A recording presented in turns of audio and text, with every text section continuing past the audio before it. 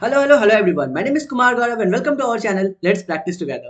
तो आज का जो प्रॉब्लम ऑफ द डे है वो है एस्ट्रॉइड कॉलिजन। क्वेश्चन क्या बोल रहा है, देखो आपको एक एरे दिया हुआ है। यहाँ पे आपको जो नंबर्स दिया हुआ है ना 3 5 3, ये उसके साइज को बताता है। ठीक है। और जो पॉजिटिव और नेगेटिव है वो उसके डायरेक्शन को बताता है। अगर कोई पॉजिटिव नंबर है इसका मतलब है कि वो राइट की तरफ से आ रहा है। ठीक है, राइट की तरफ जा रहा है। और अगर नेगेटिव नंबर है इसका मतलब वो लेफ्ट की तरफ जा रहा है। अब अगर कोई एलिमेंट और सबका स्पीड सेम है, स्पीड कांस्टेंट है, ठीक है, स्पीड का यहाँ पे कोई फर्क नहीं पड़ रहा है। यहाँ पे क्या फर्क पड़ रहा है, साइज का। क्वेश्चन में साफ साफ लिखा हुआ है कि अगर ये 5 और ये -3 आपस में कोलाइड करते तो जो छोटा वाला है वो एक्सप्लोड कर जाएगा। समझ गए? मतलब कि क्या हुआ, अगर मेरे पास एक एस्ट्रॉइड है 3 आया, तो 3 पहले आया, ठीक है, उसका स्पीड सेम है। फिर दूसरा आया 5, उसका भी स्पीड सेम है। ठीक है। जब तीसरा आ रहा है -3, तो वो सबसे पहले किसके साथ टकराएगा, वो 5 के साथ टकराएगा। ठीक है। ये इस ऑर्डर में आ रहा है, 3 फिर 5 फिर -3 आ रहा है इधर से। तो -3 किसके साथ टकराएगा, 5 के साथ टकराएगा। और क्या हो जाएगा, खत्म, एक्सप्लोड हो गया। और 3 और 5 का तो सेम डायरेक्शन है, सेम स्पीड है, तो जब भी सेम स्पीड रहेगा तो आपस में तो कभी टकराएंगे नहीं। तो मेरा आउटपुट क्या आ गया, 3 और -5। सिमिलरली दूसरे वाले एग्जांपल में देखो, 10 है, साइज का बहुत बड़ा है, लेकिन उधर से भी -10 आ रहा है। तो क्या हो जाएगा, दोनों खत्म हो जाएंगे। ठीक है। यहाँ पे बोल रहा है if both are of same size both will explode, दोनों के दोनों खत्म हो जाएंगे। तो हमारा एरे क्या बचेगा, खाली हो जाएगा एरे। यही आपको बनाना है। तो हम लोग क्या कर रहे हैं, हम लोग एक एक करके ऑर्डर आपको मेंटेन करके रखना है, पहला बात। तो हम लोगों ने क्या नोटिस किया, हम लोगों को चाहिए ऑर्डर मेंटेन रहना चाहिए। सेकंड क्या आ जाएगा, जो हम लोग लास्ट एलिमेंट है, मान लो हम लोग 3 आया इसके साथ काम किए, फिर 5 आया उसके साथ ऑपरेट किए। मतलब अगर 5 आया तो हम लोग किसके साथ चेक कर रहे हैं, प्रीवियस वाला के साथ चेक कर रहे हैं। -3 आया तो किसके साथ चेक कर रहे हैं, प्रीवियस वाले के साथ चेक कर रहे हैं। मतलब जो 5 है उस पर चेक कर रहे हैं। तो आप ही सोचो ऐसा डेटा स्ट्रक्चर जो कि लास्ट में आए और फर्स्ट में आउट हो जाए, मतलब फर्स्ट के साथ ऑपरेशन करे। सो हम लोग का कंसेप्ट जो यहाँ पे लग रहा है, वो यहाँ पे लग रहा है लास्ट इन फर्स्ट आउट वाला कंसेप्ट। ठीक है। तो हम लोग लास्ट इन फर्स्ट आउट या फर्स्ट इन लास्ट आउट मतलब क्या होता है, स्टैक होता है ना। तो हम लोग यहाँ पे स्टैक की तरफ ध्यान देंगे। अब देखो स्टैक के साथ कैसे काम करेंगे। पहले 3 आया, स्टैक मेरा खाली है, ठीक है, स्टैक मेरा खाली है। अब आया 3, कुछ एक बड़ा एग्जांपल लेते हैं, 1 लिए, 3 लिए, 4 लिए, उसके बाद 8 लिए, देन माइनस, यहाँ पे 8 के बदले 5 दे दो, ठीक है, और यहाँ पे दे दिए माइनस सपोज 6। अभी क्या होगा आंसर, ये बताओ। 1 3 4 -6, इसके साथ आंसर क्या होगा। तो अगर हम लोग यहाँ पे कस्टम इनपुट दिया हुआ है, ठीक है, यहाँ पे हम लोग चेक करते हैं, यही 5 एलिमेंट है, हम लोग एलिमेंट का वैल्यू चेंज कर देते हैं, 1 3 4 5 एंड -6। ये हम लोगों को चेक करना है, 1 3 4 -6। इसके लिए क्या आउटपुट आना चाहिए, ध्यान से देखना। -6 जो है वो क्या करेगा, 5 को डिस्ट्रॉय कर देगा। अब -6 4 को भी डिस्ट्रॉय कर देगा, -6 3 को भी डिस्ट्रॉय कर देगा, -6 1 को भी डिस्ट्रॉय कर देगा। उसी तरफ तो आ रहा है ना, उल्टे डायरेक्शन में। तो हम लोग एक एक एलिमेंट सबके साथ चेक करना है, इसीलिए हम लोग को स्टैक लेने की जरूरत है, क्योंकि हम लोग को हर एक एलिमेंट के साथ उसी ऑर्डर पे चेक करना है। तो देखो अगर कंपाइलर रन करें हमारा क्या आंसर आएगा, -6 रिटर्न होना चाहिए। तो हमारा आउटपुट जो है एक्सपेक्टेड -6 है। समझ गए? सिमिलरली अगर हम लोग यहाँ पे साइज जो है सपोज 6 कर देते हैं, और यहाँ पे -6 और 5 के पहले, मान लो 1 के पहले यहाँ पे 8 रख देते हैं, कोई बड़ा एलिमेंट बड़ा साइज वाला। अब क्या आएगा आउटपुट, अब ये 1 जो है मेरा डिलीट नहीं होगा, 1 बचा हुआ रहेगा। ये -6 यहीं पे खत्म हो जाएगा 8 के साथ। तो आंसर क्या आ जाएगा, 1 एंड 8 आ जाएगा। समझ रहे हो? तो हम लोगों को हर एक एलिमेंट के साथ चेक करना है। देखो हमारा आंसर -6 आया, लेकिन गलत है यहाँ पे, क्योंकि यहाँ पे 3 3 6 एलिमेंट ही है। -6 आया, 5 से टकरा गया, 5 गया, 4 गया, 3 गया, 8 से तो नहीं टकरा सकता। 1 एंड 8 ही तो है हमारा एक्सपेक्टेड आउटपुट, वो थोड़ा सा वो लोग टाइम लेते हैं कंपाइल करने में। ठीक है। तो हमारा 1 एंड 8 ही आंसर आ रहा है एज एक्सपेक्टेड। तो आपको समझ में आ गया कि हम लोग को करना क्या है। एल्गोरिदम क्या है, एल्गोरिदम सिंपल है कि हम लोग सबसे पहले क्या करेंगे, ये लास्ट वाले एग्जांपल में 1 आएगा, हम लोग देखेंगे कि क्या मेरा स्टैक खाली है। अगर स्टैक खाली है सीधा 1 को भर दो स्टैक पे, डन। अब आया 3, जब 3 आया हम लोग क्या चेक करेंगे कि क्या वो राइट में जा रहा है या वो लेफ्ट में जा रहा है। राइट मतलब पॉजिटिव, जितने भी पॉजिटिव है हम लोग को कुछ भी नहीं करना है। इफ पॉजिटिव मतलब राइट में जा रहा है, हम लोग सीधा स्टैक में पुश करेंगे। तो 1 के साथ 3 भी आ गया। फिर क्या आया, 4 आया, 4 आया, फिर से हम लोग क्या करेंगे, 1 3 एंड 4 रख देंगे, कोई फर्क नहीं पड़ रहा है। फिर 5 आया, 5 भी पॉजिटिव है, उसको भी उधर ही रख देंगे। ठीक है। 4 के बगल में 5 आ गया। लेकिन जैसे ही नेगेटिव आ गया, एल्स -6 आया है, अब हम लोग को चेक करना है क्या, एक एक एलिमेंट के साथ उठा के कि स्टैक के टॉप में क्या जो वैल्यू है 5, उसका साइज देखेंगे, एब्सोल्यूट वैल्यू, नेगेटिव नहीं चेक करेंगे, क्या वो 6 से बड़ा है या छोटा है।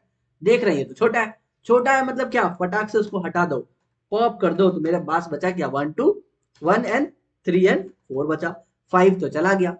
फिर से हम लोग को इसी में चेक करना है, मतलब एक वाइल लूप लगेगा, फिर से -6 किसके साथ चेक करेगा, लास्ट वाले एलिमेंट के साथ, 4 के साथ, उसको भी पॉप करो, फिर 3 के साथ उसको भी पॉप करो, फिर 1 के साथ उसको भी पॉप करो, स्टैक हो गया मेरा खाली। जैसे ही स्टैक खाली हो गया, हम लोग ये -6 तो अभी भी है ना, इसको हम लोग क्या करेंगे, स्टैक में भर देंगे। ठीक है, यही मेरा लास्ट एलिमेंट बचा, इसलिए यही मेरा आंसर हो गया। आई होप आपको समझ में आया होगा, कितने आसानी से हम लोग बना लिए। तो अभी हम लोग को इसी को कोडिंग में करना है। अब हम लोग इसको कोड में कैसे लिखेंगे, थोड़ा ध्यान से समझिएगा। हम लोग क्या करेंगे, सबसे पहले एक स्टैक की जरूरत है ना, हम लोग एक स्टैक ले लेते हैं। अब हम लोग क्या करेंगे, आपको जैसे बताया, हम लोग को एक एक एलिमेंट को उठाना है, फिर उसके साथ ऑपरेट करना है। एस्टेरॉइड हमारे पास दिया हुआ है वेक्टर, इसी का एक एक एलिमेंट लिखाएंगे। तो हम लोग ऑटो ले लेते हैं, ठीक है, auto A in our asteroid. अब हम लोग को इसके साथ काम करना है। तो सबसे पहले तो यही था कि अगर मेरा जो स्टैक है वो खाली हो जाए, अगर मेरा स्टैक ही खाली हो जाए, तो हम लोग क्या करेंगे, इफ स्टैक इज एम्प्टी, कुछ नहीं करेंगे, सीधा हम लोग उसको पुश करेंगे, नो ऑपरेशन भी नहीं, we don't need any operation. Else हम लोगों के काम करना है। एल्स में भी मेरे पास दो कंडीशन था, इफ पॉजिटिव एल्स नेगेटिव। ठीक है, ये दो कंडीशन यहाँ पे बन के आता है। तो हम लोग बोलते हैं कि क्या मेरा एस्ट्रॉइड जो है वो ग्रेटर देन 0 है, उसका मतलब वो राइट में जा रहा है। तो हम लोग कुछ नहीं करेंगे, सीधा स्टैक में पुश कर देंगे, इतना कोई प्रॉब्लम नहीं है। एल्स हमारा नेगेटिव केस है, तो यहाँ पे हम लोग को सारा ऑपरेशन करना है। सारा ऑपरेशन नहीं, तीन ही चीज करना है। पहला तो यही हम लोगों ने देखा कि अगर हमारा एस्ट्रॉइड का साइज जो है वो बड़ा हो जाए स्टैक स्टैक के जो लास्ट एलिमेंट है उससे, तो हम लोग उस केस में लूप चाहिए। ठीक है, तो हम लोग एक लूप लेंगे। लूप क्या जाएगा कि जब तक मेरा स्टैक का जो टॉप एलिमेंट है वो छोटा है किससे, एब्सोल्यूट वैल्यू मेरा एस्ट्रॉइड का, तब तक हम लोग क्या करेंगे, स्टैक से पॉप करते हुए चलेंगे, एकदम सिंपल सा। लेकिन ये वाइल लूप कहीं तो जाके रुकेगा, कब तक रुकेगा, जब तक मेरा स्टैक खाली ना हो जाए। तो हम लोग को वो भी चेक लगाना है कि जब तक मेरा स्टैक जो है वो एम्प्टी नहीं हो जाता।